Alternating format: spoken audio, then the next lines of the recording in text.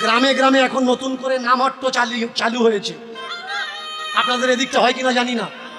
আপনাদের পাড়ার চাল, আপনাদের পাড়ার ডাল, আপনাদের পাড়ার চাঁদা, কিন্তু কোনো জিনিসে আপনি হাত লাগাতে পারেন। ওদের চামচ আলাদা, ওদের ঘটি বাটি আলাদা, ওদের থালা আলাদা। শুধু নয়, আপনি খেতে বসবেন, 1 ফুট দূর থেকে আপনাকে ভাত দেবে, আপনার থালায় টাচ করবে না। আগেকার দিনে দেখা যেত কুকুরের মালসা থাকতো কোথায়? বাড়ির বাইরে, কুকুরকে খেতে দেওয়া হবে বলে। আর যখন এঁটো কোটা যা বাঁচত, সেই এঁটোগুলো নিয়ে ওই মালসাতে যাতে থালা ঘটি বাটি না ঠেকে, উপর থেকে ঝেড়ে দেওয়া হতো। তা আমরা কারা ভাই যারা উপর থেকে ছেড়ে দিচ্ছে? আমরা কি ওদের বাড়ির কুকুর? না। এই সেদিনেকার একটা ঘটনা, নামহট্ট চলছিল, সকাল থেকে কারোর কোনো জিনিসে হাত দিতে দেয়নি। রাত 2টোর সময় ইঁচড় কাটা হবে। বাবাজিরা বলছে পাড়া থেকে বউদের ডাক দাও, ওরা ইঁচড় কাটবে। বলে কেন? তোমরা যে বললে আমাদের হাত দিতে দেবে না, কোনো কিছু দিতে দেবে না, ওখান থেকে তো তাড়িয়ে দিলে। বলে না না, আমরা অনুমতি দিচ্ছি, তোমরা ইঁচড় কাটো। কেন? না, এঁচড় কাটতে গেলে তো কাঁঠালের কাঁটা হাতে লাগবে, তা ওইটা কাটবো কি করে? তা ইঁচড়ের বেলা যদি অনুমতি দিলে আমরা কাটতে পারি, তা রান্নার বেলা অনুমতি দিলেও তো আমরা রান্না করতে পারি। দাওয়া খাওয়ার বেলা তো অনুমতি দিলে আমরা দাওয়া খাওয়া করতে পারি নাকি? তোমরা বুঝে নিয়েছো কোনটা সত্য আর কোনটা জঘন্যতম ঘৃণ্য অপরাধ। মানুষ নামে কেউ বলছে বাবাজি হ, মুক্তি হবে। কেউ বললে সাধু হ, মুক্তি হবে। কেউ বললে 2টো প্যাঁচ মার, কেউ বললে 3টে 5 মার, কেউ বললে মালা নে, ঝোলা নে, কেউ বললে সর্বত্যাগী হ, কেউ বললে বউ ছেড়ে দে, কেউ বললে বাবা ছেড়ে দে। কিন্তু কেউ একবারও বলল না মানুষ হ। মানুষ করার জন্যে এই পৃথিবীতে কেউ কিন্তু আসে। একটা কুকুর জন্ম নেওয়ার পরে তার বাচ্চা কুকুরের বাচ্চা হয়। একটা বিড়াল জন্ম নেওয়ার পরে তার বাচ্চা বিড়ালের বাচ্চা হয়। একটা গাধা জন্ম নেওয়ার পরে তার বাচ্চা গাধার বাচ্চা হয়। কিন্তু মানুষের জন্ম নেওয়ার পরে কেউ বলে না কেন মানুষের বাচ্চা। তার 10 বিধি সংস্করণ হওয়া লাগে। মানুষ হতে গেলে কিছু প্রসেস আছে ভাই। সেই প্রসেসগুলো যদি তুমি না পেরো, হাত তো থাকবে, পা তো থাকবে, মাথা তো থাকবে, আকার তো থাকবে, কিন্তু তোমাকে কেউ মানুষ বলবে। মানুষ হতে গেলে কর্মের দরকার হয় ভাই, ধর্মের দরকার হয়। বাসে, অটোর গায়ে, রিকশার পিছনে যেখানে বসে সেখানে দেখবেন প্রতীক্ষালয় লেখা থাকে, তোমার ব্যবহারই তোমার পরিচয়। মানুষ হতে গেলে ব্যবহারের দরকার হয়, ব্যবহার না হলে হয় না। কয়েকদিন আগে আমাকে ফোন করেছিল, ফোন করে বলছিল যে বাবা তুমি এত সাধুগুরু ব্রাহ্মণ বৈষ্ণব এদের পিছনে লাগো কেন? আমি তাদেরকে বলি যে কোনো ব্রাহ্মণের পিছনে আমি লাগি না, কোনো বৈষ্ণবতার পিছনে আমি লাগি না। কিছু নামধারী বৈষ্ণব শুধু নামের পরে চক্রবর্তী, মুখার্জি, ব্যানার্জি এইসব লাগিয়ে ব্রাহ্মণ নয়, ব্রাহ্মণের কোনো গুণ নেই, তবু ব্রাহ্মণ সেজে দাবি আর হক চেয়ে নিয়ে বেড়াচ্ছে। আমি শুধু তাদেরকে জানাতে চাচ্ছি ব্রাহ্মণ একটা গুণবাচক শব্দ, এটা জাতিবাচক নয়। যারা বৈষ্ণব হয়ে মানুষকে নিন্দা করছে, আমি শুধু তাদেরকে জানাতে চাচ্ছি যে বৈষ্ণবের সব থেকে বড় ধর্ম সহ্য আর ক্ষমা, দীনতা আর দয়া। বৈষ্ণব নীতিশাস্ত্রে লেখা আছে বৈষ্ণব হইতে মনে ছিল বড় সাত, কিন্তু তৃণাদপি সহিষ্ণু নয়, পড়ে গেল বাদ। এখনো কি আমাদের সমাজে ভালো ব্রাহ্মণ নেই? আছে। আপনাদের ভিতরে আজকে এমন একটা পণ্ডিত এসেছে যে শুদ্ধাচারী, যে নিজে ভালো করে খাওয়া পায় না, কৃষ্ণকে উপাসনা করে। সে এই সমাজের সঙ্গে মিশতে চাইছে বলে এই সমাজের মানুষরা তাকে সমাজ থেকে আলাদা করে দিচ্ছে। আর পূজা করছে কাদের? যারা এই সমাজকে নীচ বলে মনে করছে, ঘৃণ বলে মনে করছে, তাদের। বৈষ্ণবের ভিতরে কি ভালো বৈষ্ণব নেই? বৈষ্ণব দেখবেন তো চলে যান না বৃন্দাবন, খালি গায়ে খালি পায়ে পাথরের উপরে শুয়ে আছে, এই ঠান্ডায় গায়ে কিচ্ছু লাগাচ্ছে না। অট্টালিকাতে বৈষ্ণব নেই গো, বৈষ্ণব আছে মাটিতে। আমাদের মতো কীর্তনিয়ারা পারে সঠিক রাস্তা দেখাতে, আমাদের মতো শাস্ত্রীরা পারে, আমাদের মতো ভাগবতীয়ারা পারে সঠিক রাস্তা দেখাতে পারে, কিন্তু তারা কেউ এ দায়িত্ব নিচ্ছে না। কারণ না কারোর তো নেওয়া লাগবে। আমার গায়ে এত গন্ধ কেন? কারণ সমাজের গন্ধ দূর করার জন্যে সেই গন্ধগীতে আমি নেমেছি। যেমন মেথরের হাতে কেউ খেতে চায় না, মেথরের বাড়িতে কেউ যেতে চায় না। কেন? মেথর পায়খানার ডিগ্রি সাফ করে বলে। বলুন তো, যারা পায়খানা করে ডিগ্রি ভর্তি করলো তারা নীচ হলো না, কিন্তু ওই ডিগ্রিটা যারা পরিষ্কার করে সমাজকে পরিচ্ছন্ন রাখার চেষ্টা করছে তারাই নীচ হয়ে গেল, তাদের হাতে কেউ খেতে চায় না। আমি যখন সমাজকে মলিন মুক্ত করতে চাচ্ছি, যারা সমাজকে ময়লা করে রেখেছে তারা বলছে দীনকৃষ্ণ ঠাকুরের মুখে কীর্তন শুনো না, শুনলে নরকে যাবে। কিন্তু এই ভিড় দেখে মাঝে মধ্যে চিন্তা হয় আমার, নরকের এরিয়াটা কত বড়, সকলের জায়গা হবে তো, ধরবে তো, নাকি আরো সাইজ বাড়ানো লাগে? প্রেম সে বলো। আজকের যে লীলার মাধ্যমে জীব শিক্ষা ঠাকুরজি আমাদের দিয়েছেন, সেই লীলা আমি আপনাদের আস্বাদন করাবো। সেই লীলার নাম হলো হরিপাল ডাকাত। ডাকাত হরিপাল। ভগবানের নামে আমরা অনেক কিছু করি, অনেক কিছু জানি, কেউ বলে দীক্ষা নিতেই হবে না। ভাই, আজকে লীলাটা মন দিয়ে শোনো, তাহলে চোখ খুলে যাবে যে সত্যি কি ঠাকুরকে পাওয়ার জন্য দীক্ষার প্রয়োজন হয়, সত্যি কি ঠাকুরকে পাওয়ার জন্য গেলে মালা তিলক শিখা ঝোলার প্রয়োজন হয়? কখনো হয় না। এই হরিপাল বাবার ছিল অনেক অট্টালিকা, ধন সম্পদ, ঐশ্বর্য, অল্প বয়স। এই জায়গাটার নাম কি জানো? জালাবেড়িয়া। না না, এই জায়গাটার নাম, এটার নাম জালাবেড়িয়া নয়, এতক্ষণ ছিল।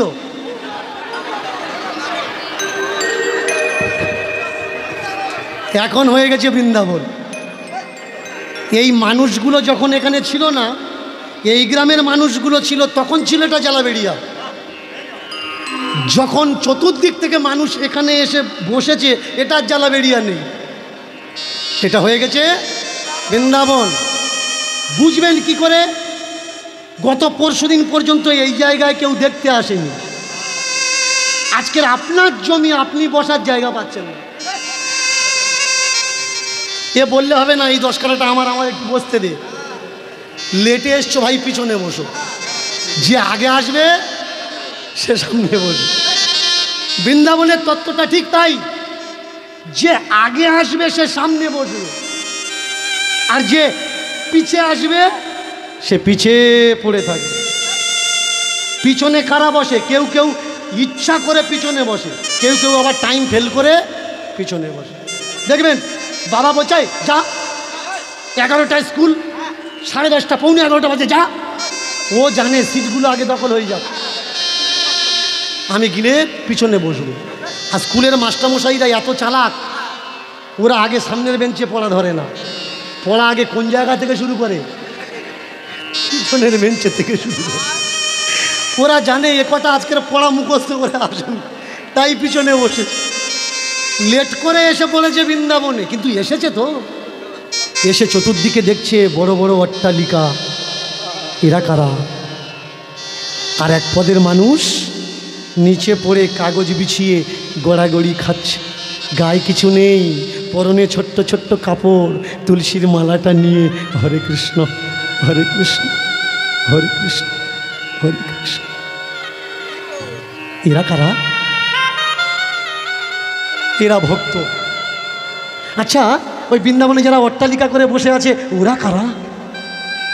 ওরাও ভক্ত। তাহলে এরা অট্টালিকা করেনি, গাছের গোড়ায় বসে কৃষ্ণ কৃষ্ণ করছে কেন? ওদেরকে জিজ্ঞাসা করো। হ্যাঁ গো, তোমরা অট্টালিকা বানাওনি, ঘর বানাওনি, ব্যাংক বানাওনি, ব্যালেন্স বানাওনি, তোমরা কৃষ্ণ কৃষ্ণ কেন করছো গাছতলায় বসে? আমাদের অট্টালিকার দরকার নেই, আমাদের কৃষ্ণ দরকার,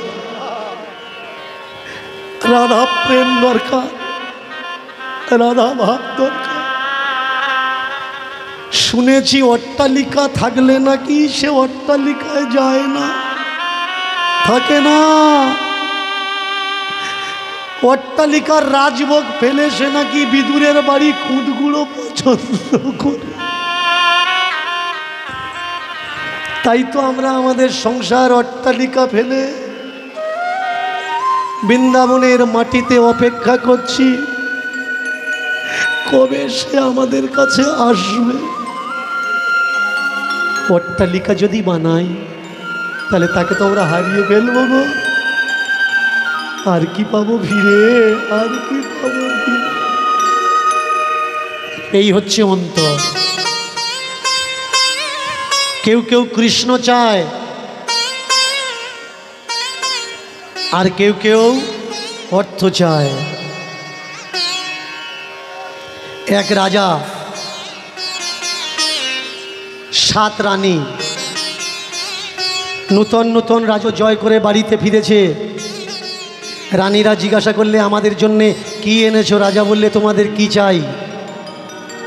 জওয়ারাত, মণি, মাণিক্য, সোনা, রূপো, চাঁদি, যে যা চাইলো সে তাই পেল। এক রানী দাঁড়িয়ে আছে, তুমি কি চাও? বললো আমার কিচ্ছু চাই না, আমার শুধু তোমার চাই। কেন? ধন অর্থ টাকা পয়সা কিচ্ছু চাই না?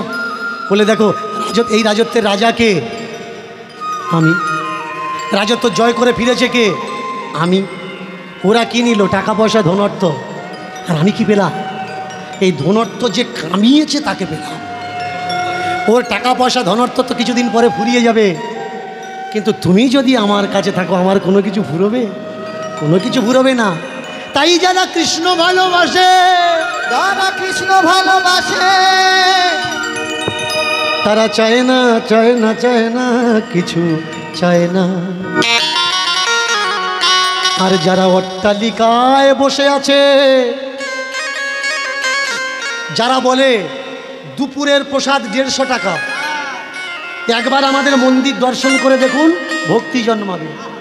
যারা বলে রাত্রের খাবার 250 টাকা, আসুন নবদ্বীপে আসুন, বেড়াতে আসুন, দেখবেন ফেসবুকে ইউটিউবে সব অ্যাডভার্টাইজ করছে। একবার আসুন বৃন্দাবনে ঘুরে দেখুন, 2 জন করে থাকবেন 300 টাকা রুম ভাড়া। এরা তো কৃষ্ণ ভালোবাসে না ভাই। এরা কি ভালোবাসে? এরা তোমার আর আমাদের টাকা ভালোবাসে। আমরা সবাই রাম ভক্ত হয়ে বাস করব।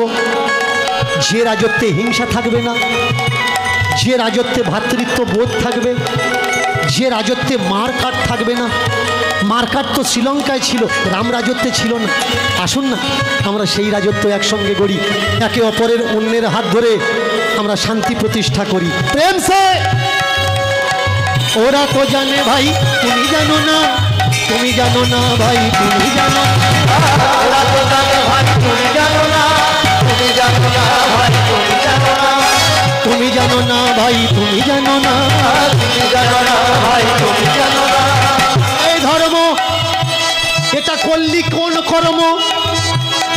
আমার কাছে আছিস 16 বছর, একদিনকার কথা শুনলি, তার কথা শুনে তুই আমায় ভুলে গেলি। বল দেখি কে তোর আপন? ধর্ম বলে উঠলে সেই আছে একজন, যত কষ্ট হোক আমি করব তার দর্শন। বাবা বললে যেতে দাও, বাইরে ঘুরতে দাও, বাইরের জগৎকে জানতে দাও। যেদিন বুঝতে পারবে সেদিন আবার ঘরে ফিরে আসবে। প্রভু গুণগান,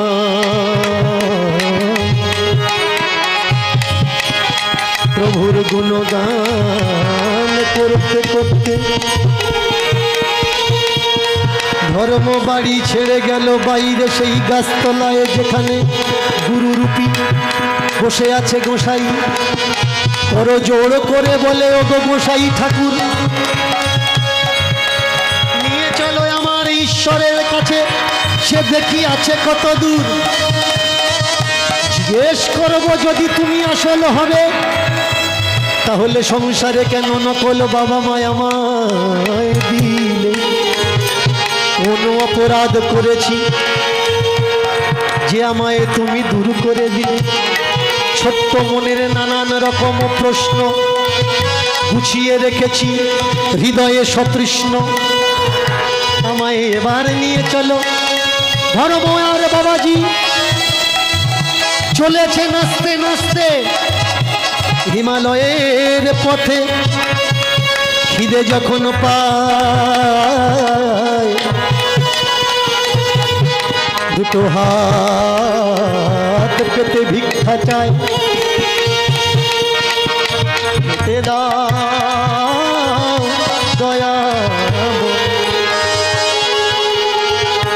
এইভাবে কেটে গেল তার অনেকগুলো বৎসর। চিন্তা করছে ধর্ম যার জন্যে বাড়ি ছেড়েছি, তাকে তো এখনো পেলাম না পেলাম না পেলাম না। ও গো গুরুদেব,